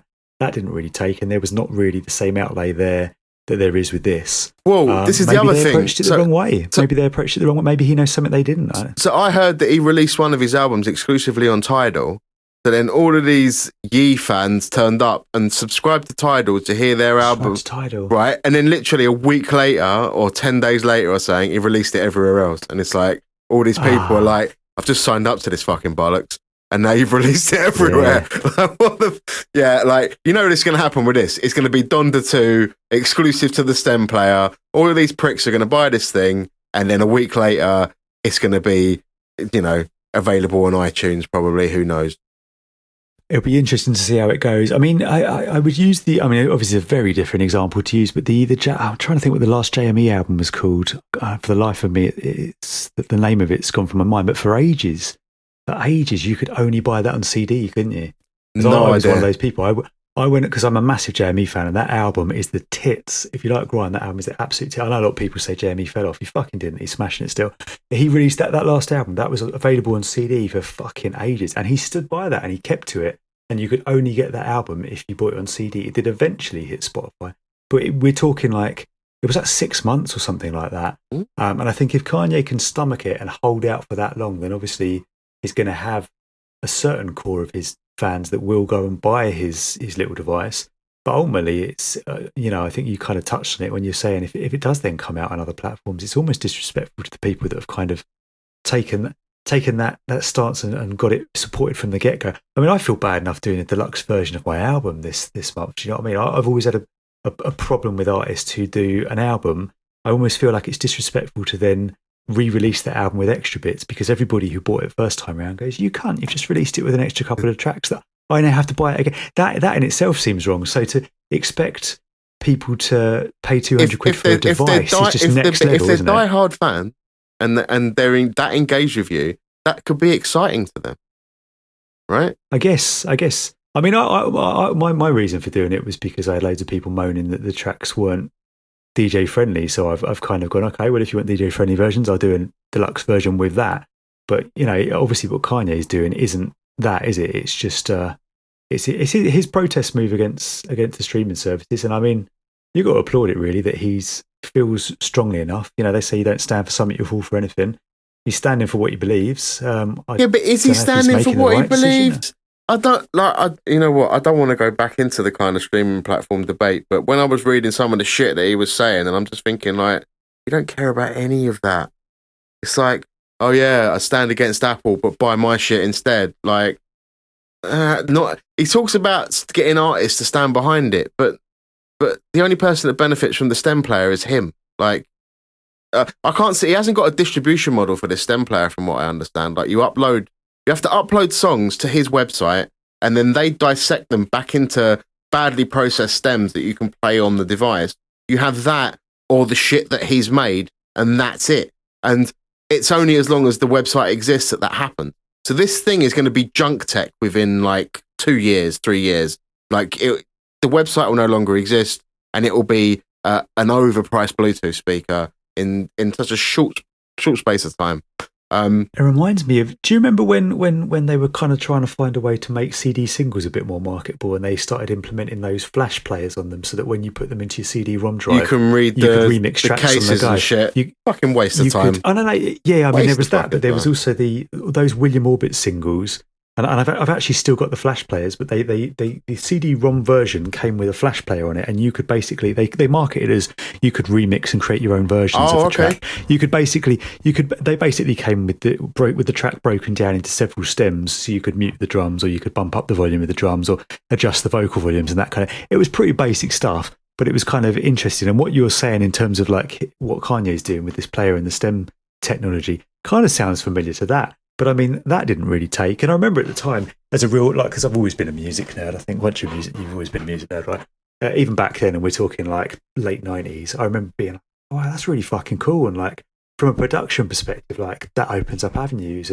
But it didn't take, because 99.9% of the population doesn't give a shit about that kind of thing. So I don't know. I can only assume, like, if you're Kanye West and you're channeling that amount of money and effort and time into something, that you've done I would hope, you've done some kind of market research that backs up your plan. I can only think that he's got data or analytics from somewhere that suggests that it might be profitable. It certainly sounds like, from what you're saying, because I haven't read into it in depth myself, from what you're saying, it certainly does sound like it might end up being a bit redundant. Maybe it is a reflection of his mental state. I mean, I don't know, you know, I mean, obviously, we kind of touched it before the show, didn't we, about the fact he's bipolar. I don't like the fact that that's all kind of playing out publicly.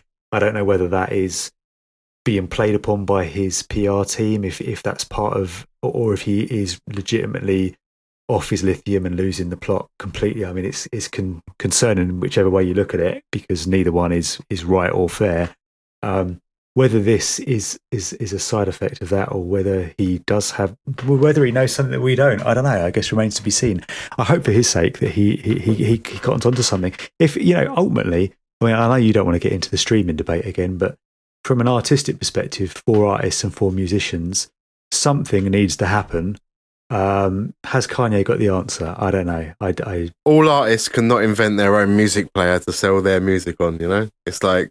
Absolutely not. Yeah. But he's right in trying to do something, and in trying to get other artists to get on board with it. I mean, maybe he's thinking at the moment it's his tunes on there. Other artists have to upload their tunes to his site or whatever. Maybe there is a forward plan for that. I would hope there is a forward plan. And if it's done properly, you know, maybe he's onto something. We shall see. Well, okay, something needs to happen. It's unity, isn't it? Ultimately, is the point I'm getting at. If you're going to make a change and take a stand, it needs to be more than just Kanye West. Let's say that he enables the stem player to let other people upload their stems and sell their music. He's just another distribution platform. He's going to take a percentage Absolutely, cut from yeah. that. You'll have artists moaning about Kanye's taking all my money and I'm only getting 10% out of my stems. Yeah, but what you're describing is exactly what Jay-Z and Beyonce did with Tidal, right? And they basically said, right, what we want to do is Spotify, but we just want to make sure that we're giving artists a higher percentage cut of the proceeds, which they've done. Unfortunately, it just didn't take, because by the time they did that, I think Spotify was so well established that everyone kind of went, well, I'm already a Spotify user. Where's the incentive for me to jump across? And High of course, quality, with lossless. yeah, it's always, I don't know, it's in principle what they did, in principle what Kanye is trying to do is all admirable, and I think probably along the right lines and something that does need to happen.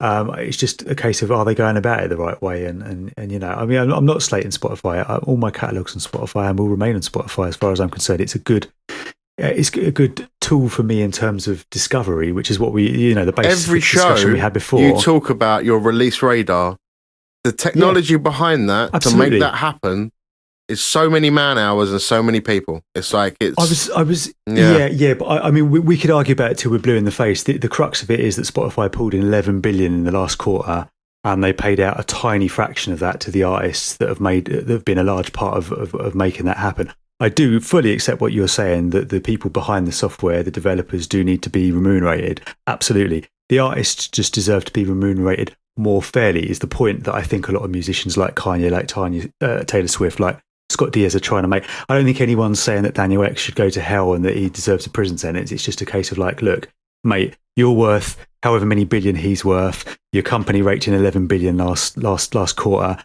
You've got 8 million artists on your platform, and 98% of them earn less than $1,000 a year from your platform, when you're giving Joe Rogan $100 million to secure the exclusive rights to his podcast. You know what I mean? And obviously there's an end game to all of that, and there are reasons why all of that is as it is. But the overarching message from artists to the streaming services has always been, look, if this is going to be sustainable long term, you need to be paying artists more fairly. And the crux of it is that they're not. Like, there's no way of arguing that they are. They are not paying the artists fairly. Kanye's obviously trying to address that. Jay-Z and Beyonce have tried. Artists have tried it and failed. Someone's got to nail it. I don't know. I mean, we'll see. I know the answer. It's you. Obviously, just completely from what you described, you have to start an anti-vax podcast.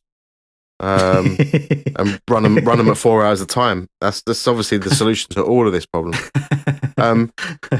Good chat, and to say that it's definitely a hot potato streaming. Should we move into the feedback section and start to bring this sucker home so we can both get into bed? So, I was going to say, we've got less feedback this month, and that's probably a good thing, because otherwise we're going to be dragging into the early hours, aren't we?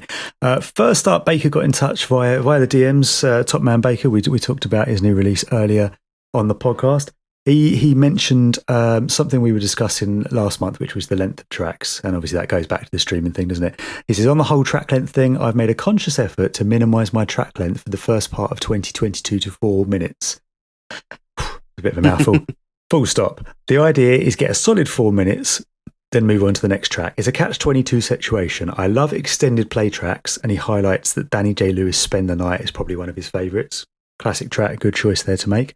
But UKG DJs, most of them anyway, mix super quick, so a lot of the hard work a producer puts into a track is lost if you're trying to appeal to that market, which I think is fair, and which I think I highlighted in passing on the podcast last month when we were talking about track length, because you mentioned about the fact that I love a 4/4 switch up in my steppers, right? And the last drop in my tracks is quite often a 4/4 drop on a two-stepper. And I'll tell you now, 99% of the times I hear my track get played, you never actually get to that bit. And if I mention to people like, oh, what do you reckon of the 4/4 switch up at the end? They go, there's a 4/4 switch up at the end? And that's because every DJ that plays mixes out before that point. So I get what he's saying. And I don't, that's not a criticism of the DJs. I think that's purely... It's partly attention span and just linked into everything that is modern life, in that we are a kind of consume it more quickly culture. It's also the fact that DJs like yourself, as we frequently highlight on the podcast, are dealing with such a large amount of music that if you've got X amount of tunes you want to get through on your show, you can only allow 1.5, 2 minutes per track if you're possibly going to touch your playlist. So that's part of the reason for that. But yeah, I think he highlights an interesting point and makes a good point. And actually, he specifies 4 minutes. Actually, if you go back to the original version of Jazzstep FM, you'll see that I was doing exactly the same thing that Baker's talking about doing a year ago, because just about every track on my original version of Jazzstep FM is 4 minutes. And apparently that still wasn't long enough for you fuckers because you were all moaning that there weren't extended mixes. So now you've got 6-minute versions. Are you happy? But thank you to Baker for coming back on that. And actually, I think if you look at the UKG Fundamentals EP, I think they tie into what he said there, don't they? I think those tracks are circa 4 minutes. Be interesting to see how that EP is received on that basis then. We'll revisit that down the line. I hope it does well for him. Yeah. I mean, I understand. I mean, 4 minutes ain't a bad length. It's That's no a good length for a track, right? Yeah, it's no kind of Higo 2-minute 30 special, is it? So I guess the point of contention for someone like you is it 4 minutes and does it have a mixable intro, or is it like because you highlighted last month, didn't you, that if something is too musical or too intricate from the start, then it can start to give you a bit of a headache when you're trying to mix it because you end up with vocals playing, 2 sets of vocals playing when you're mixing. So yeah, there's all sorts of avenues to think about with that. But 4 minutes, as you say, is definitely more reasonable. Yeah, it's but then I'm definitely conscious of what he's saying in terms of DJs sometimes smash tunes out real quickly. And if I'm smashing the tune out quickly, there's going to be 2 reasons. One reason will be I'm loose on time and I'm not feeling this tune enough to care about keeping it in. Or the other reason is that I'm only partially feeling this tune and I'm playing it as a favour. That's you know what, and you know what, I've said that out loud, and I know anyone that sent me music is going to be like, "Oh, this prick fucking smashed my tune out in 30 seconds." And yeah, I'm a prick for it. Fine. Sometimes it's difficult. Sometimes I do look straight up. Like I feel bad when people send me music and then I don't play it sometimes, and it's like, especially if it's banging the garage genre, but I'm not feeling it. It's like I feel so guilty sometimes to ignore them. So I wanna push new artists. So I sometimes have to smash it in very quickly and smash it out again. And if Baker's experiencing that's for starters, those DJs are dickheads because Baker's amazing. So a lot of it is down to are you feeling the tune? How repetitive the tune is. If there's nothing really happening at the back end of the tune that's much of a variation on the start, you're going to smash it in and out. If there's no vocal and no progression on the vocal, you're probably going to smash it in and out real quick. But it all kind of boils down to preference, really. Yeah, it's there's no right or wrong answer. And ultimately, we found out all you guys care about is getting paid anyway for your music. So what does it matter how long it is? As long as someone's bought the MP3, that's all that matters, right? And on that note, should we move on to the next bit of feedback? Next one was from Andy Bizzle at Slime. Dropped us a message on Twitter, said, "Good episode of In the Garage, Mr. BrainZ and Rob Phonetix as always." Thank you, Andy. We do try. Plenty to think on. That Strictly Flavour seems like a wise fella, which I think we said last month as well. He always raises a good point. He says also, and this, I liked this. This is a good question to ask. What's more useful, retweeting dead out links on Twitter 24/7 or a regular podcast focused on supporting the UKG? Salute, Andy. There you go. It's interesting with the retweeting on Twitter thing. It's an interesting point to make because that was. I mean, obviously, you still see a lot of that with radio shows, right? And if anyone ever tags me in a radio show or a mix they've done, I'll always retweet it. Or if any, But I generally, if I'm retweeting something, it's when I get tagged. The whole because it used to be like Follow Friday used to be a really big thing, right? And people don't really do that anymore, do they? Do you remember that when it was like Follow Friday and they used to list 10 people? There's some 18-year-old calling you granddad for bringing up the history of Follow Friday, I would imagine. It's fair. I completely forgot about it, mate. That was so... It's still my preferred... It's my preferred social media platform of all of them. How many follows did you ever get off of a Follow Friday? Because it made me feel really good to get included in one, but I don't think anyone ever followed me afterwards. It was just all very superficial, wasn't it? And I think that goes to social media on the whole. Yeah. Oh, I mean, to be honest, you know what else has gone that way? TBT, Throwback Thursday, that I've never done once. That used to be a thing every Thursday. Never got it. Just because, Throwback on Thursday both started with T, I guess. I don't know. That's gone the way of Follow Friday, mate. That's not there anymore. Or is it? Yeah, there you go. Or is it? Yeah, I don't know. Yeah, I don't see it like I mean, did. Yeah, it's fair. To Andy's point, I mean, yeah, we're a regular podcast focused on supporting UKG. To the, to all 3 or 4 of you that are listening, thank you so much for your dedication. And yeah, it would be great to get a wider exposure on what we do, and retweeting other links. How much benefit is there to that? I do feel like, because I don't spend my time retweeting other people's stuff constantly, it does affect how much engagement I get. I'm also not great at holding conversations on Twitter, so that doesn't help. But the way that I do support, if you've ever had your tune tweeted by the Slick and Fresh account, that is the last remnants of the Slick and Fresh website. It now tweets tunes every now and again randomly. Mate, and it's a good look. That's always appreciated, because I see you doing that on my tunes, and I'm always grateful for that. I mean, I'd love to say that I put loads of effort into it, but it's completely just a thing linked to if I like something on SoundCloud. And it does it automatically. Yeah. Nice. Low effort, high impact. That's what this is all about, mate. Curiously, I wonder if the 3 or 4 people that are listening to the podcast are the 3 or 4 people that still buy the MP3s. The numbers are probably about the same. I mean, going back to Andy's original point, what would be ideal actually is if everybody listening retweeted the podcast, and then we would be doing, knobbing 2 birds with one Johnny, get the podcast out there a bit further. Help us out. Help us to help you, as it were. Let's take it up to 5 five whole listeners. Indeed. Well, look, thanks for getting involved. We've got an Instagram DM there. We've got a Twitter @ascend, as it were. Cheers, Bizzle. Cheers, Baker. You can always contact us on the social platforms. We are always at In the UK Garage. You can also hit us on the emails, old school Telegram styley, feedback at intheukgarage.com. You could probably send a fax there as well, and we might be able to do that. I'm just relieved you didn't mention anyone sending us dick pics again, because could really do. Oh, did you just get like a sea of dick pics, just like a wave? Crap! There was 0 dick pics. I was disappointed. I was expecting just helmets flying into the inboxes, and we got nothing. Mate, don't tempt fate. You know full well there is at least one listener sitting out there and has just accepted that as a challenge, and it's coming. It's coming figuratively and literally.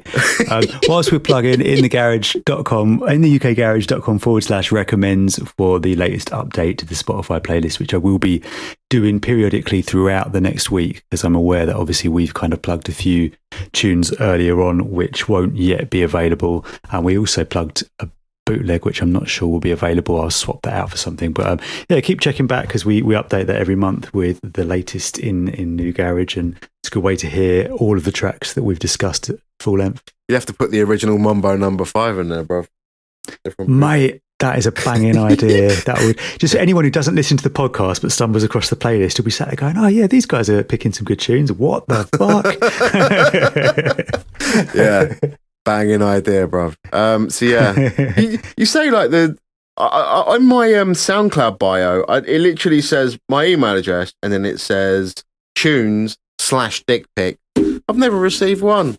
I'm a little bit sad. You've not. That amazes me. See, if you right, here's an experiment. Here's an experiment you've got to do. You've got to create an alternative SoundCloud profile with DJ BrainZ and a picture of a female, and have an email, and I guarantee you would get. I wouldn't even have to request. You wouldn't even get. You wouldn't get any promos. You just get nothing but dick pics. That's it. It'd be Check out these nuts records. I do feel for the fairer sex just getting inundated with what's the phrase I'm looking at?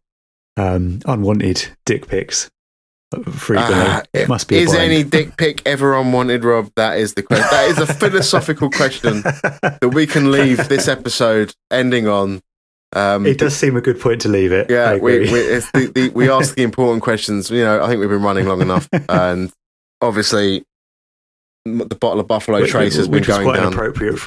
I think we've been running long. I think we're long enough was quite a good phrase to follow up a discussion about dick pics with. Let's leave it there and see what we get in our inbox. Check us out in the ukgarage.com, in the UK Garage on all the socials. We'll be back, I guess, in a month's time. Rob, mate, been great catching up with you as always. thank you so much. Always a pleasure, mate. For sharing your You're evening. And I hope you don't get divorced after this. I really do. Well, it's only just gone midnight, so we'll see. If I'm looking a bit somber next month's episode, you know what happened. if it's just after midnight, you got to pump up Thriller to the top of the volume. She'll love that. She will.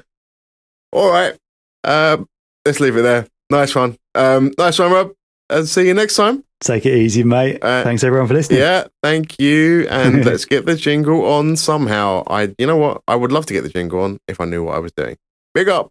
Later. You get me? In the garage with Phonetix and BrainZ.